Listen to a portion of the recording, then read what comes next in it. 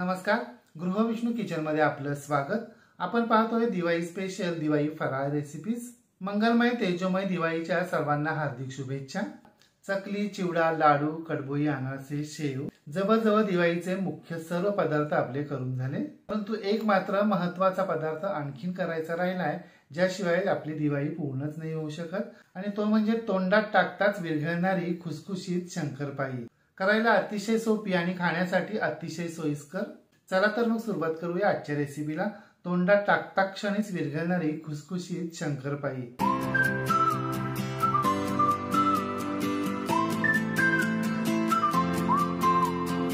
खमंग खुसखुशीत तोंडात टाकताच विरघळणारी शंकरपाळी करण्यासाठी आपल्याला इथे लागेल 1 वाटी दूध, 1 वाटी साजूक तूप, 1 वाटी साखर, 4 वाट्या मैदा आणि 1 टीस्पून वेलची जायफळ पूड। मैदा आपल्याला चाळून घ्यायचा आणि साजूक तूप पातळ वापरायचे। आता एका गरम केलेल्या पातेल्यामध्ये आपल्याला 1 वाटी दूध, 1 वाटी साखर घालायची आहे आणि ही साखर आपल्याला पूर्णपणे विरघळून घ्यायची आहे। साखर आपल्याला मंद आचेवर विरघळून घ्यायची। हे दूध आपण आधीच उकळून थंड करून घेतले, फक्त साखर विरघळवण्यासाठी आपण हे दूध आता गरम करतोय। साखर विरघळली की यामध्ये साजूक तूप घालायचे आणि गॅस बंद करायचा आणि हे तीनही जिन्नस आपल्याला मिक्स करून घ्यायचे। यानंतर यामध्ये आपल्याला 1 टीस्पून वेलची जायफळ पूड घालायची आहे आणि ती सुद्धा व्यवस्थित मिक्स करून घ्यायची। आता आपल्याला हे मिश्रण पूर्णपणे थंड करून घ्यायचे। थंड झाल्यानंतर हे पहा, एका परातीमध्ये आपल्याला 4 वाट्या मैदा घालायचा आहे आणि या मैद्यामध्ये आता आपण साखर, दूध, तूप, वेलची जायफळ पूड यांचं थंड करून घेतलेलं मिश्रण घालायचं आहे। आपल्याला हे मिश्रण सुरुवातीला फक्त अर्धच घालायचं आहे, अर्धे मिश्रण बाजूला ठेवून द्यायचं आहे आणि आता प्रथम मैदा चमच्याच्या सहाय्याने यामध्ये मिक्स करून घ्यायचा आहे आणि नंतर मात्र हाताच्या सहाय्याने मिक्स करायचं आहे। आता यामध्ये आपण 1 चिमूट मीठ घालायचे आणि ते सुद्धा व्यवस्थित मिक्स करून घ्यायचे। अशा प्रकारे गोड पदार्थांमध्ये थोडंसं मीठ घातल्यानं त्या पदार्थाची लज्जत आणखीनच वाढते। आता यामध्ये दूध, तूप, साखर यांचं उरलेलं पाणी घालायचे आणि हे पीठ आपल्याला मळून घ्यायचे। आपण 1 वाटी साखर, 1 वाटी तूप, 1 वाटी दूध आणि 4 वाट्या मैदा असं प्रमाण वापरले। ते पीठ घट्ट होण्यासाठी अगदी परफेक्ट आहे। तुम्ही ग्लास, वाटी, पातेलं कोणत्याही भांड्याचा वापर करा, परंतु ते प्रमाण 1-1-1-4 असंच असायला हवं, म्हणजे या प्रमाणापासून आपली बरोबर 1 किलो शंकरपाळी तयार होते। हे पहा, आपलं शंकरपाळीचं पीठ अगदी परफेक्ट मळून झालेलं आहे। हे पीठ इतर पिठांप्रमाणे प्लेन मळायचं नसतं, तर या पिठाचे असे पापुद्रे लेयरच दिसायला हवेत आणि हे पीठ प्लेन मळलंच जात नाही। या मळलेल्या पिठावरून आपल्या लक्षातच आलं असेल की आपल्या शंकरपाळीला किती लेयर सुटणार आहे, ते किती खुसखुशीत होणार आहे ते। आता मळून झालेलं पीठ आपल्याला झाकण ठेवून अर्धा तास बाजूला ठेवायचे। अर्ध्या तासाने झाकण काढायचे आणि पुन्हा एकदा हे पीठ आपल्याला 1 मिनिटभर मळून घ्यायचे, एकसारखं करून घ्यायचे आणि एकसारखं करून घेतल्यानंतर या पिठाचे आपल्याला 3 भाग करून घ्यायचे आणि या 3 भागांचे आपल्याला एकसारखे प्लेन गोळे तयार करून घ्यायचे। आता यातील 1 गोळा घ्यायचा आहे आणि हे पहा, तो गोळा आपल्याला हातावर अशा पद्धतीनं गोल गोल फिरवत थोडासा मोठा करून घ्यायचा आहे, पसरवून घ्यायचा आहे, म्हणजे आपण भाकरी करताना कसा करतो अगदी तसा। आता आपल्याला लाटण्याच्या सहाय्याने या गोळ्याची गोलसर अशी एक पोळी लाटून घ्यायची आहे। ही पोळी आपल्याला पातळ लाटायची नाही आहे, तर जाडसर लाटून घ्यायची आहे। पोळी पूर्णपणे लाटून झाल्यानंतर या गोल पोळीला आपण 4ही बाजूंनी कट करून चौकोनी आकार द्यायचा आहे। कट केलेल्या कडा बाजूला काढून ठेवायच्यात आणि सुरीच्या सहाय्याने चौकोनी आकाराच्या आपण शंकरपाळ्या कट करून घ्यायच्या आहेत। मी इथे चौकोनी आकाराच्या शंकरपाळ्या तयार करतोय, तुम्ही डायमंड आकाराच्या देखील शंकरपाळ्या करू शकता। हे पहा, आपल्या पहिल्या पोळीच्या शंकरपाळ्या कट करून झालेल्या आहेत। त्यातील एक शंकरपाळी मी तुम्हाला दाखवतो।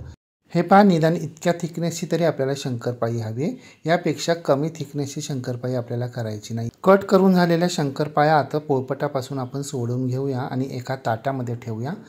हे पहा, आपल्या शंकरपाळ्या अगदी सहज सुटत आहेत आणि हाताला तर अजिबात चिकटत नाहीयेत। आता आपण शंकरपाळी करण्याची आणखीन एक मेथड पाहूया, ज्या मेथडमुळे आपल्या शंकरपाळीला जास्त लेअर सुटतात आणि ती जास्त खुसखुशीत होते। त्यासाठी हे पहा, पहिल्या पोळीप्रमाणेच एक गोल पोळी लाटून घ्यायची आहे आणि ती अशा पद्धतीनं फोल्ड करायची आहे, जेणेकरून या पोळीचा चौकोनी फोल्ड तयार होईल आणि हा चौकोनी फोल्ड आपण चौकोनीच लाटून घ्यायचा आहे। तसं तर आपल्या शंकरपाळीचं पीठ इतकं छान तयार झालं आहे, त्याला गोल पोळीनंच खूप सारे लेअर पडणार आहेत, परंतु केवळ मी तुमच्यासाठी ही मेथड दाखवतोय। हे पहा, आपली चौकोनी पोळी लाटून झाली आहे। आता हिच्यासुद्धा आपण 4ही बाजूच्या कडा कट करून घ्यायच्यात। हे पहा, आपल्याला इतक्या थिकनेसची पोळी लाटून घ्यायची आहे, याच्यापेक्षा कमी थिकनेस आपल्याला नको आहे आणि पहिल्याप्रमाणेच आपण चौकोनी आकाराच्या जाड शंकरपाळ्या कट करून घ्यायच्या आहेत। अर्थात जरी तुमच्याकडून पातळ पोळी लाटली गेली तरी आपल्या शंकरपाळ्या खुसखुशीतच होणार आहेत, कडक मात्र अजिबात होणार नाही आहेत। अशा प्रकारे आपल्याला सर्व पिठाच्या शंकरपाळ्या तयार करून घ्यायच्या आहेत। आपल्या सर्व शंकरपाळ्या कट करून झाल्या आहेत। हे पहा, आपली शंकरपाळी कोणत्याच अंगाने प्लेन दिसत नाही आहे, सर्व बाजूने आपली शंकरपाळी अगदी खरबडीत दिसते। याचा अर्थ आपली शंकरपाळी अगदी खुसखुशीत होणार आहे, तिला अगदी चांगले लेअर पडणार आहेत। तयार झालेल्या शंकरपाळ्या आता आपण तळून घेऊया। त्यासाठी मी एका बाजूला कढईमध्ये तेल गरम करून घेतले। आता गरम कढईमध्ये आपल्याला या शंकरपाळ्या हळूहळू सोडायच्या आहेत आणि शंकरपाळ्या सोडल्यानंतर त्यांना अजिबात झाऱ्या किंवा चमचा 1 मिनिटभर लावायचा नाही आहे। हे पहा, कढई अशा पद्धतीनं हलवायची आहे, म्हणजे आपल्या शंकरपाळ्या जर तळाला चिकटल्या असतील तर त्या सुटतील आणि करपणार नाहीत। शंकरपाळी तेलात सोडेपर्यंत आपल्याला गॅसची फ्लेम मोठीच ठेवायची आहे आणि एकदा का शंकरपाळी तेलामध्ये सोडली तेव्हा मग आपल्याला गॅसची फ्लेम मध्यम करायची आहे। 1 मिनिट झाल्यानंतर जेव्हा आपल्याला असं वाटेल की शंकरपाळी आता वर तरंगायला सुरुवात झाली आहे, तेव्हा हे पहा, झाऱ्याच्या साहाय्याने शंकरपाळी आपल्याला हळूहळू अशा पद्धतीनं गोल गोल फिरवत राहायची आहे आणि मग उलट करायची आहे।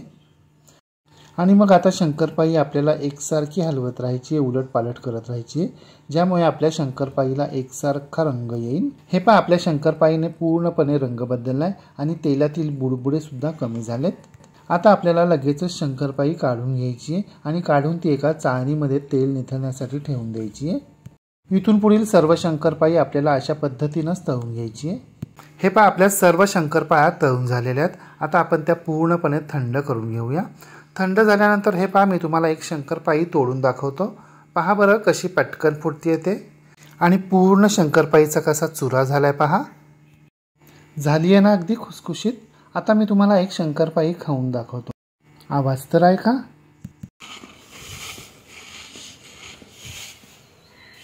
झाली आहे ना अगदी खुसखुशीत। चला तर मग तुम्ही सुद्धा या पद्धतीने अशा प्रकारच्या खमंग खुसखुशीत शंकरपाळ्या करून पहा व कशा झाल्या ते कमेंट बॉक्समध्ये मला नक्की सांगा। रेसिपी आवडल्यास लाईक, शेअर, कमेंट करायला विसरू नका। आणि हो, तुम्ही जर अजूनही गृहविष्णू किचन चॅनलला सबस्क्राईब केलं नसेल तर प्लीज नक्की सबस्क्राईब करा। शेजारील बेल आयकॉनवर प्रेस करा, ऑल सिलेक्ट करा, म्हणजे माझ्या नवनवीन रेसिपींचे नोटिफिकेशन तुमच्या मोबाईलवर येतील। पुन्हा भेटूया अशाच एका दिवाळीच्या नवीन रेसिपीसह। तोपर्यंत नमस्कार व रेसिपी शेवटपर्यंत पाहिल्याबद्दल धन्यवाद आणि शुभ दीपावली।